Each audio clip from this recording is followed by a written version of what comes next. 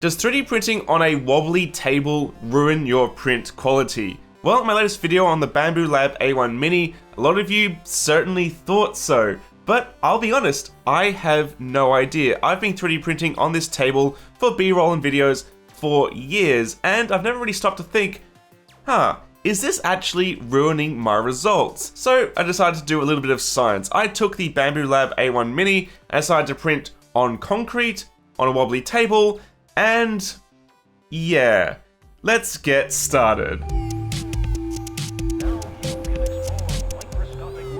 How's it going, guys? Angus here from Maker's Muse. So in my latest video on the Bambu Lab A1 Mini, yes, many of you in the comments did state that, wow, that table is wobbly. And well, yeah, it is. It's a standing desk that I use to move around, and it's very easy to film my B-roll on for videos, but it is certainly not the most stable desk in the world. And it's also on carpet, which is very spongy, so it does wobble quite a bit, but it's only become really noticeable lately as 3D printers have become faster and faster. Because that mass is moving around a lot quicker, it's causing the table to move and wobble and vibrate a lot more than it used to. But does this movement actually affect part quality? Well, I've 3D printed on machines in all sorts of weird orientations. In fact, years ago, I tried 3D printing upside down, and I found that it had a negligible effect on print quality. It pretty much did nothing when it comes to the FDM printing process, and indeed, they've 3D printed on this process in space, and it actually works fine. But these machines have gotten faster and faster lately, and the A1 Mini, despite being a cantilevered bed slinger, is ridiculously fast. And, well, maybe the surface that it's printing on starts to have an effect when you're printing at these high speeds. So I decided to do a little bit of test. So I selected 3 files to do my testing, starting with the Speedboat Benchy test that came preloaded on the A1 Mini. This is a Benchy that prints in like 15 minutes. It's ridiculously quick, but it does make the machine move very, very quickly. For the second model, I decided to go with Bambu Lab's mouse model that's part of their Maker World release, where they send you parts with the A1 Mini and you can make it. It's a very nice looking organic design that has a very small cross section on the bed, and it builds up to be quite tall on this bed slinger. Then finally, I went with this spiral design, which is a wheel for a future project that has been on the back burner for a while. It's a very steep spiral and it's quite tall as well, so I figured it'd be a great model to see if we do get any print artifacts on the final model, depending on what surface the printer is printing on. Now, because this machine is very fast, I think it's only fair to run the calibration between each printing surface so it can adapt to be most effective in that environment. So I made sure to do a full calibration routine before each print run was done on the corresponding surface. And we'll start with, well, arguably the best place to put your 3D printer, the floor on concrete. This is in my garage, and yeah, when you put a 3D printer on concrete like this, concrete, it just has so much mass to it, it will just deaden vibrations completely.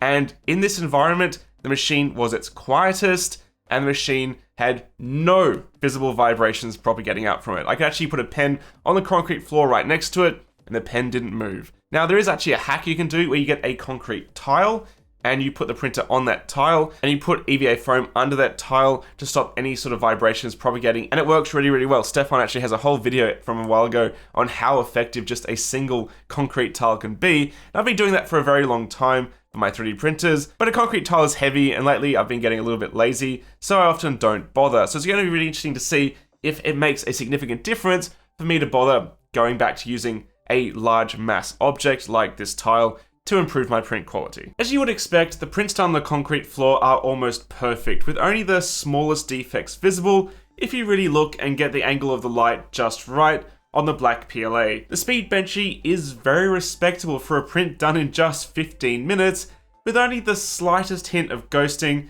around the porthole here and the edge of the bow here. The mouse print is very impressive for such a detailed organic print with an incredibly smooth surface finish and only a hint of stepper motor artifacts from the motors as they complete the gentle curved surface. Though there's also this odd print issue which occurred. Finally, the spiral wheel is gorgeous with smooth, clean surfaces all the way to the top of the print, with the exception of this line, which I'm more inclined to blame on the filament rather than the printer itself. And let's move on to what you guys really want to know about, the wobbly table. So again, this is my sit-stand desk that I use. It's very wobbly, it's very convenient to move. But yes, with a printer on it, going at full tilt, it does move a lot. And in fact, you can actually see it moving the casters as well from that mass of the print head and the bed moving so quickly, because as you accelerate that mass, it's building up momentum, and that energy has to go somewhere. Now, the printer was louder when it was on this table because it's not having those vibrations dampened by a large, dense, solid mass like the concrete floor. But regardless, the printer seemed to be totally fine and not care at all. I'll be completely honest, I can't see any real difference here between these prints and those done on the concrete floor. The speed benchy completed with absolutely identical results down to the color differences due to the print speed changes, and the ghosting at the porthole and edge of the bow is once again barely perceivable. The mouse off the wobbly table was once again essentially identical, except it's actually lacking that small print issue that occurred on the other model, and any weird print bulge or artifact is similarly visible on the other print, which tells me that it's slicer based and not a result of any additional printer movement affecting the model. And this is also seen in the spiral wheel as well, where both models display absolutely flawless surface quality, again beyond that one defect layer in the original print. But yeah, you guys know me, I can't just leave this here. I need to know how much a print surface will affect print quality. So what happens if you remove the print surface entirely? I made a custom bracket for the top of the gantry where it screws in with some M3 screws, and I decided to hang this poor little 3D printer from the rafters. Yes, I dangled this printer from the roof, so it's literally hanging in mid-air to print. Now, I know this has been done before by several people, but I've never done it on a machine like this that prints so fast that the machine actually starts rocking back and forth as it's making the print. And it's a bed slinger as well. So the bed is moving, the head is moving, and this is changing the printer's center of mass very rapidly as it's dangling from the roof. Something I will note is the calibration routine was a lot louder than any other previous test, where it's running through the vibrations to figure out resonances that it wants to compensate for. I noticed that the plastic components in the machine were vibrating the loudest out of all my other tests, because yeah, those vibrations have nowhere to go but back into the system. And although the machine is very rigid, well, the little plastic components in that, they will shake. It's like, driving your car with a modified exhaust and suddenly your air ducts start vibrating at a certain frequency on the highway. So yeah, this is very experimental. No one in their right mind would do this, but I wanted to know, does this affect print quality? Can the machine even print at all just dangling from the roof? Well, yeah, it can, but not without consequence. It turns out that there's a limit to how far you can push these machines, and suspending the printer in mid-air has a very real effect on print quality, even after calibrating for the new environment. In the speed benchy, the ringing artifacts continue for far longer than the previous two models, and there's even new ones visible at the front of the bow itself. Still, I had to get the light just right to show these defects, and honestly, I've printed much worse benchies much slower on other 3D printers, and they weren't like hanging from the ceiling, so it's still pretty impressive. This increase of print artifacts is the most evident, however, in the mouse print, where the mouse buttons have this slightly rippled surface now compared to the almost perfectly smooth surface on the previous two prints, and that defected area returns as well. Comparing all three prints, it's clear that the resonances are the same in each, but they're just more pronounced when the printer was hanging in midair,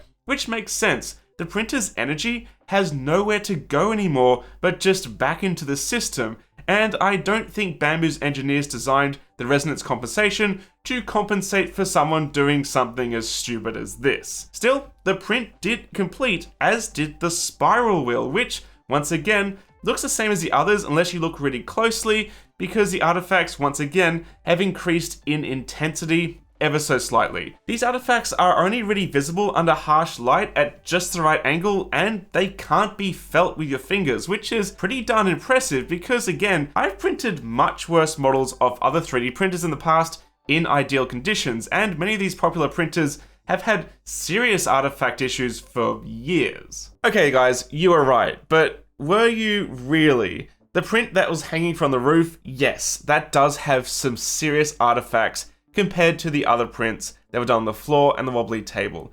But the wobbly table, you would be hard pressed to tell the difference between that model and the one on the floor. And I might be going out on a limb here, but I think when Bambu Lab tests their printers, they probably test them on cheap desks, because think about it, when people buy these machines, they'll put them on their IKEA desk, their bedside table, the box the printer comes in.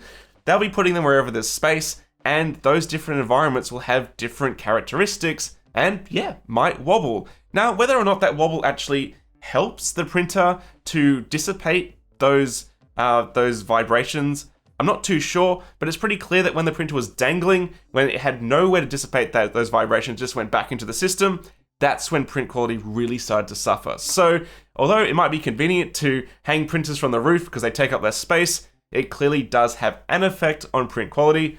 But my wobbly table, look, it just looks bad. Let's be real, in the B-roll, the whole table's wobbling. It's hard to tell if the printer's wobbling or the table is. I get it. Especially when you zoom in, it doesn't look good. So I will be improving that for future videos.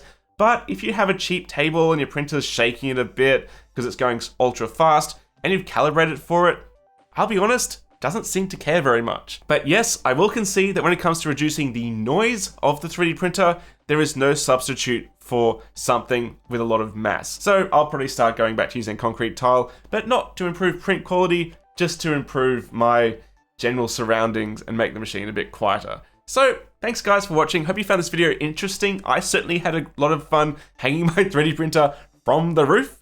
And yes, let me know in the comments below your thoughts on why this happens. Is a wobbly table okay if you calibrate for it in the printer? Or, have I completely missed the point and am I still wrong? Let me know in the comments below. And thank you so much for watching. Hope you found this video interesting. And I'll catch you again very shortly here on Maker's Muse. Bye guys.